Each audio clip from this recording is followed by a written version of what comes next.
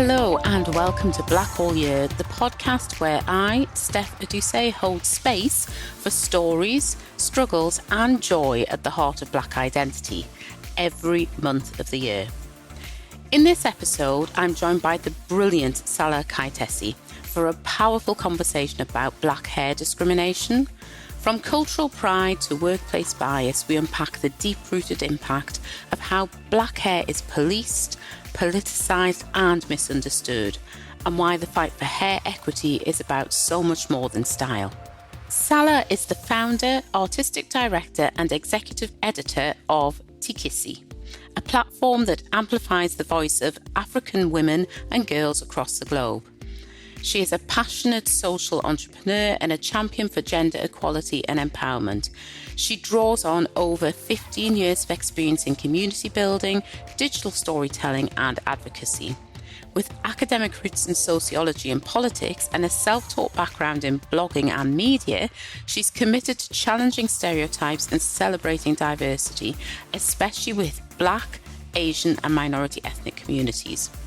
When she's not leading conversations that matter, you might find her rewatching things like Thor Ragnarok, or maybe Infinity War, or possibly Endgame.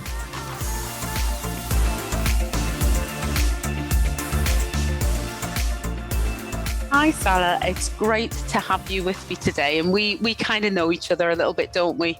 We've come across each other once or twice. Once or twice, yeah, I think so. It's really lovely to be on the podcast. I've never done a podcast before, I don't think, have I? No, maybe I have, but I can't remember. But yeah, I'm amazed you haven't got one yourself, actually, knowing who you are and what you do. But there's only a certain number of hours in the day, aren't there? Exactly. I'm really, really happy that you agreed to be a guest on this one, because it's been interesting. Season 3, there have been a few topics that I've wanted to talk about from the very beginning. Right. And hair is one of them. And I've really struggled to get people to come on and talk about Black hair. And I think from all kinds of different aspects that we'll probably cover today. But you currently have a campaign about Black hair discrimination. So let's start with that and then let's see where we get to. So what is it that's kind of spurred you on to start this campaign? For a very, very long time, I've faced hair discrimination. And a lot of the times I get to find that there's so many things that I face that then I realize it's actually not just me. Simply by talking to other, to friends or family. But at the time, also, I am privileged now to hold so many people's truths. This is what I keep saying, is that I work in the community and there's various things that people come and talk to you about. One person will walk in either with a problem with trying to find a job, but that will lead to something else and something else. And at the end of it, you're already now talking about hair or other matters. And then it's just listening to those constant stories of like, I've had to, I need money because I need to do my hair more often. I've got to buy these expensive weaves or change my hairstyle because at work they don't think it's acceptable. And then I thought, a lot of the times you hear people doing these things, and I've seen similar campaigns, and the one which was successful in the US, where they actually put a law in place. And I thought, why not us? Because the ones in the UK, which I have come across, and I'm not trying to say I'm the first person to do this, is that they're mainly like London or south-based. South of the country based, and they tend to forget that the north exists, or even the northeast. So I really wanted to hammer down on the fact that actually this is not just a London issue or Manchester issue. We here in the northeast face similar problems, or should I say racism or discrimination. And that's how it came about. I was just sitting on the sofa and I thought, well, how do I go about doing this? What should I do? I know I blog all the time, but it wasn't going to be enough. And I thought I need this to go everywhere so that people can access it no matter where they are in the world. And then as I Googled and trying to find out more information, it was like a petition, and then it was like change.org. I thought, okay, what's that? Finding out about it, and then I thought I'll just do it. But I have to be honest with you, I was petrified Why? doing it, because just like anything that you put, because it's me putting my vulnerability, I guess, out there for the world to know about. We face these things. I'm sure you face your own struggles, and a lot of the times you know that you can deal with them in your own kind of way. But but actually now deciding to put something out there, it's because you know it's going to be criticized, or it's going to be, don't know, either liked or not liked, or people are like, what's all that all about? And you know for a fact that the reason why you're doing it is so genuine, but there's no guarantee that what's coming back is going to be that genuine. And so, yeah, I was petrified to do it. So I did ask my friend Claire, I asked definitely my husband about it, and he was like, go for it. Because he was sitting next to me and I'm writing. I was like, do you think this is okay? Are you sure it's good? So yeah, it makes, yeah. So, and then eventually went out there, and yeah, and to this day, I'm still like, oh, okay, it's actually out there. And I think the thing is, you're absolutely right that I think some of the things when I've spoken about hair and black hair and some of my experiences is you almost immediately get a white person saying, oh yeah, I've had that. And so when I talk about having the curly hair that I have, someone else with curly hair, or someone who knows, oh, my wife's got curly hair and she has that. And it's like, no, she doesn't. I'm really sorry, but no, she doesn't. It's not the same, because it's not, it is about hair, but it's not just about hair, is it? It's about that on top of everything else that we experience, but the judgment that's put on us because of our hair that other people don't have. Yeah. And growing up, we used chemicals. I used chemicals, and or even just try, because we thought that was the norm. That was the best way to look. But at times, I don't mind. I'm not saying I'm judging anyone who straightens their hair. It's just that maybe, straightening your hair because you want to just straighten it is okay. But to try and change it because the other people are telling you it's not right, or it's not good, or it doesn't look neat, or it's not professional, and that is where the difference the difference is for me. And I feel that is very, very wrong. I don't think we should be policed on how we wear our hair. I love braids. We'll constantly have braids on. Braids. You look lovely in braids. Thank you. I love braids, and I don't think I would survive without braids, simply because it's part of me. It's my culture. It's what I love to do. I love having different hairstyles. I love going into seeing a new hairstyle and trying it on, or just simply just thinking, actually, no, I can just leave it as it is. Yeah. Yeah. And I think something that you said earlier, and I've certainly experienced it, and I know that somebody else we know, Georgia, has also experienced it, is that thing of, I've got a job interview and having to think about, what do I do about my hair? So if I straighten my hair, it takes hours, 2.5 hours easily for me to blow dry my hair straight, put the straighteners through it. Then if it rains, it's just a nightmare. And having to think, okay, so if I've got this job interview on Tuesday, then Sunday afternoon and evening, I'm going to spend straightening my hair. Yeah. Because I won't have time on Monday to do it. Yeah. And that thing of, well, what will it mean if I don't? When I first started wearing my hair natural, I did it over a bank holiday weekend. And I think at the time, the person I was with at the time was away. My daughter was away on brownie camp or something like that. And I was a bit bored, if I'm honest. And I thought, I wonder what my hair would look like curly. And I got some product, and I did my hair curly, and I liked it.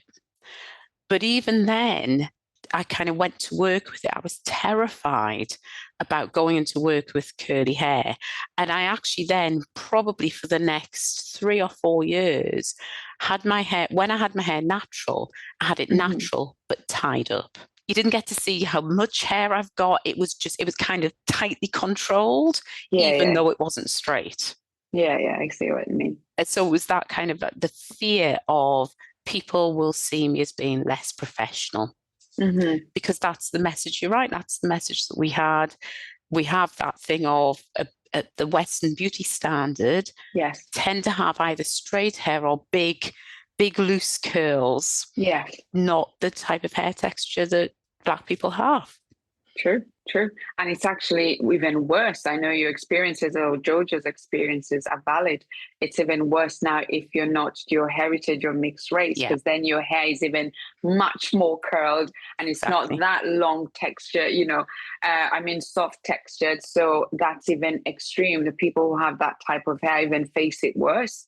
You see kids growing up, or you listen to stories from parents whose children just don't like their hair. Simply because it doesn't look like their friend's hair, and their friend's hair is the one that they see in the books that they read.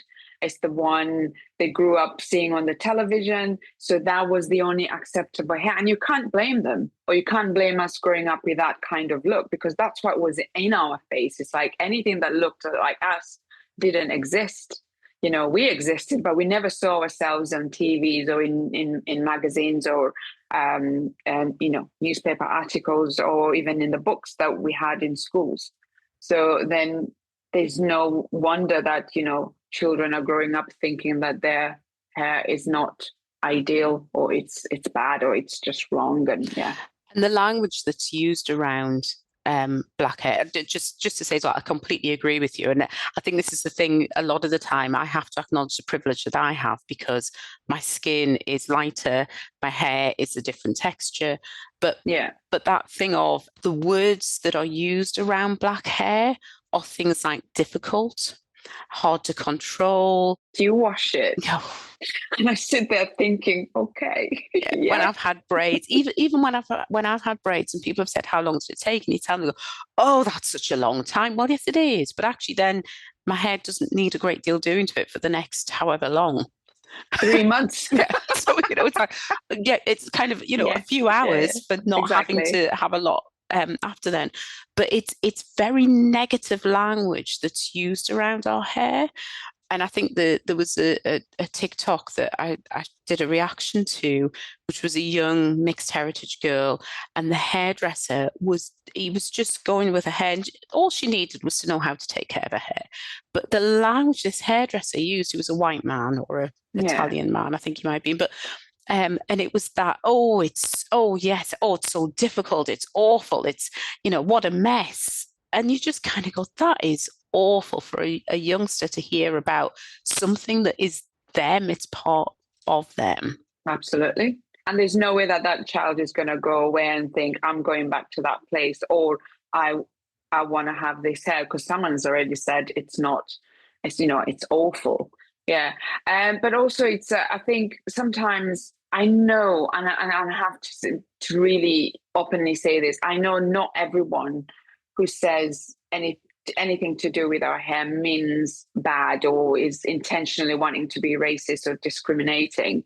But a lot of the times I find that even when they say it nicely, it has a little thing added to it. So one experience I had is, I change my hairstyle almost every month or every other month. And then it's like walking into work and then someone just turns around, you change your hair often. It's the way it was delivered. Well, you change your hair all the time. I can't even tell if it's you, that kind of thing. I'm like, well, it is me. It's just my hair that's changed. My voice is still the same and everything else is still the same. Yeah. And also another experience is going into, I know, hairdressers, and it was in North Shields, I think, this one. And I walked in and they just all stopped and looked at me. And I asked if they did Afro any braiding or Afro treated. They says, no, we don't do that type of hair. So I think you need to head into Newcastle. It's lucky you didn't get, I think you need an ethnic hairdresser. I have had that before. Oh, yeah. And actually even worse is the people who go, oh yes, I can do that. And they don't have a clue. And actually the damage that does to people's hair can be really quite challenging.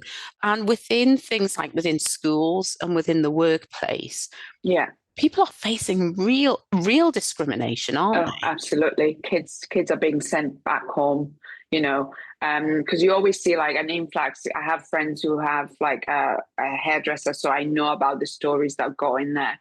But also I know that towards September, for example, during new school year, it's like mad. It's like everybody wants their hair braided. So you get parents who are like, finally, I can have their hair braided. Because another thing people don't understand, it's a protective hairstyle, that it keeps us kind of like, so that we're able to run out the door without, like you said, spending 2 hours trying to brush your hair.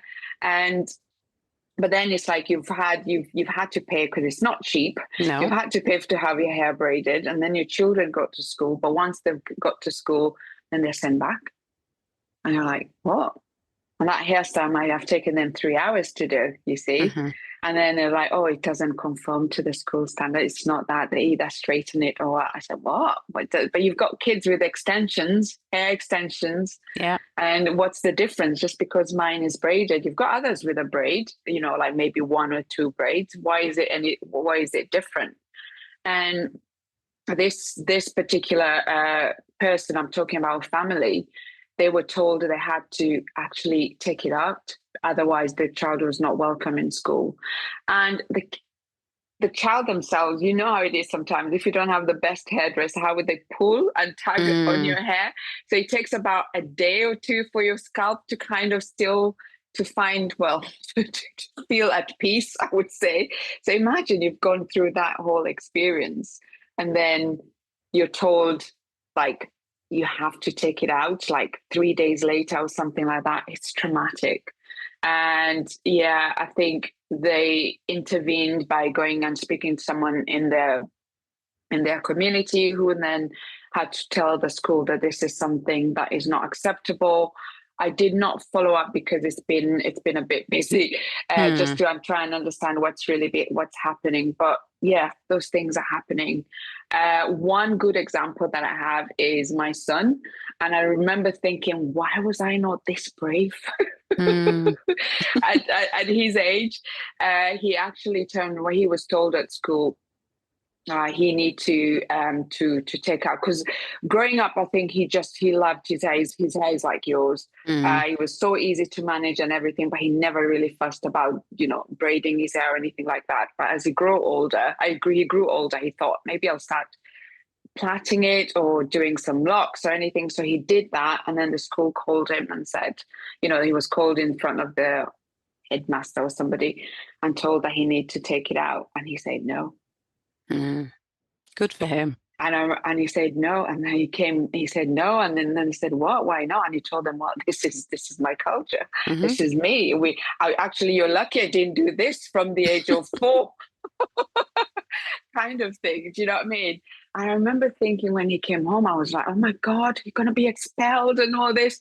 And he said, no, Mom, no, I can't. I'm not going to do it. I remember I was so proud of him. And just thinking, how was I not that brave? But yeah, it's good. It's good to see that the kids these days do not take anyone. They won't just listen because you've said this. They will challenge you, which is something that is good to see. Yeah, and that shows how secure he is in who he is.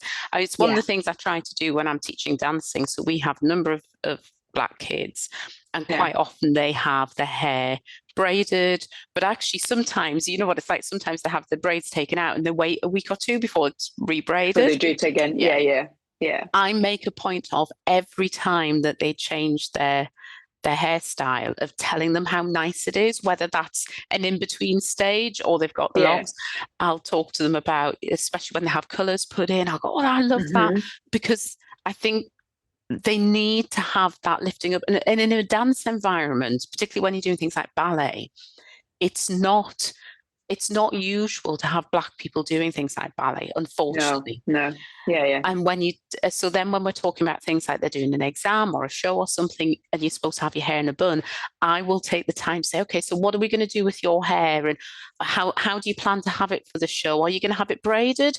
And are you going to have large braids or fine braids? And how can we work that into a bun for you so that they can still look like the others on the stage, but keep their own cultural identity? And there've been a couple of times when they've said, oh, I'm not too sure. And I've said, well, actually, if you have it braided, it's easier. It's easier to have it in a bun once it's braided, but either have loose braids or have it on the scalp and then loose so we can put it in the bun. Loose on the side, Because I think it's so important when they're children, and they may be very different from the children around them, to to see that difference as being a really great thing, Yeah, rather than, oh, I haven't got the blonde straight hair that yes, that person's got. No, definitely. I have hope that our future generation is probably going to be in a much better world than we are currently in. Yeah. Well, fingers crossed. That's it. And I think it's really sad that schools have some unusual rules, but we see that replicated in workplaces as well, don't we? Absolutely. So it's like you from the young age, you're facing that discrimination.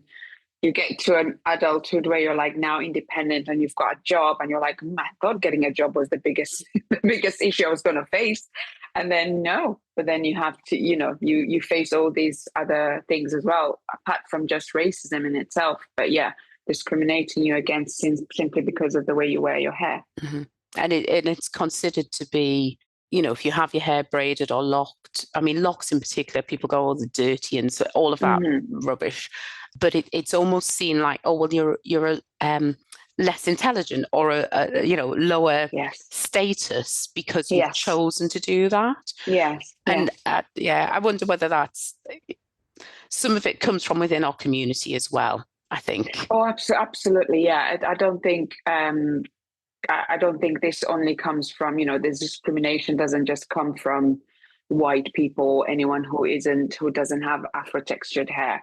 I think our very own communities sometimes are the driving force behind all these negative things that we face sometimes in society, simply because they either enhance it or allow it to happen, even though they can see that it's wrong. So it would be good not just to educate other people, but even ourselves and the harm that we cause.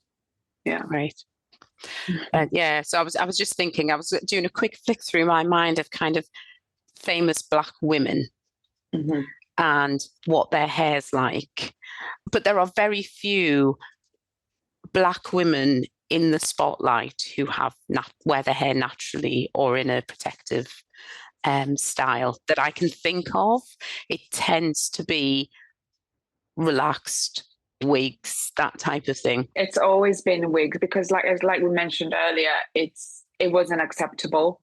It's just very recently that even TV presenters on our own screens, news readers were allowed to wear their hair in braids. So because it's not something that has been acceptable for such a long time, all those films, you rarely see it. That's why every now and again, when you see that person, you remember them because it's the one person that you can see and remember them doing that. I think one person who comes to mind, like celebrities or people I know, is Michelle Obama. I can't forget the day she turned up, I think, to a meeting. I'm sure, the media went crazy with that, but she wore the braids and it kind of uplifted everyone else to feel that they can actually wear it, because actually they're very neat. I'm always wondering why so much hate, because when you look at the intricate, the design, the time and the care and to make the braid, to braid someone's hair, it's so beautiful. And it's our story. It goes beyond just the look. It's got, all the way back to colonization and slavery and all that. They braided, like women would braid each other's hair because it created a path. It was like a message to send across to different plantations. So it's not just something that we do because it's there. It actually has meaning behind it.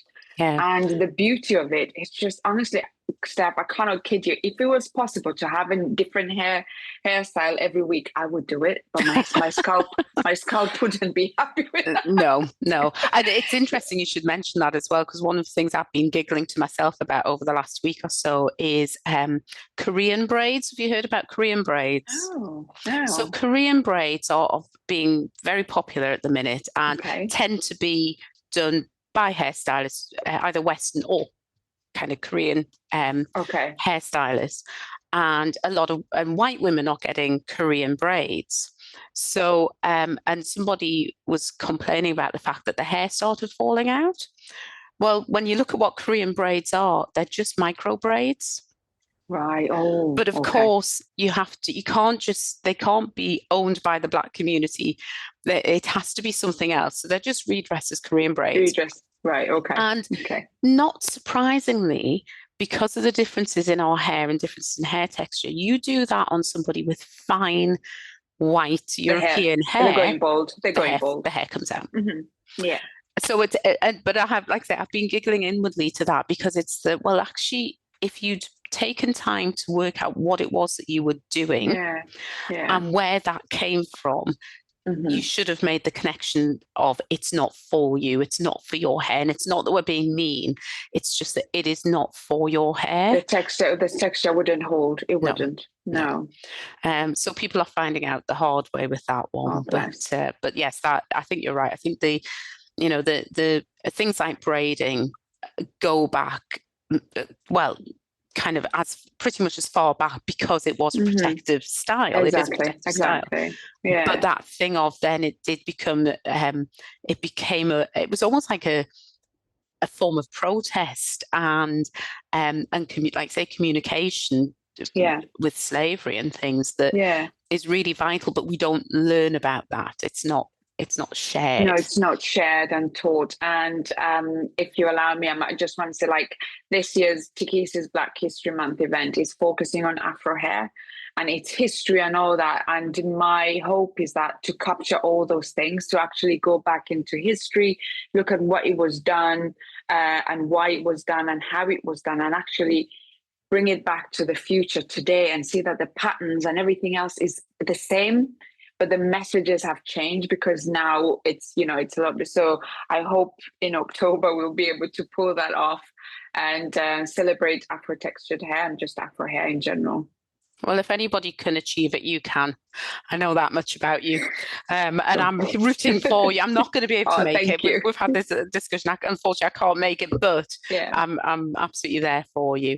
So the petition is there, and I'll link to that in the show notes so that people can access. And it's on change.org, did you say? It's on change.org, yeah. And I think it's got about 400 plus signatures at the minute. It's good start, but it's nowhere near where we would like it to be.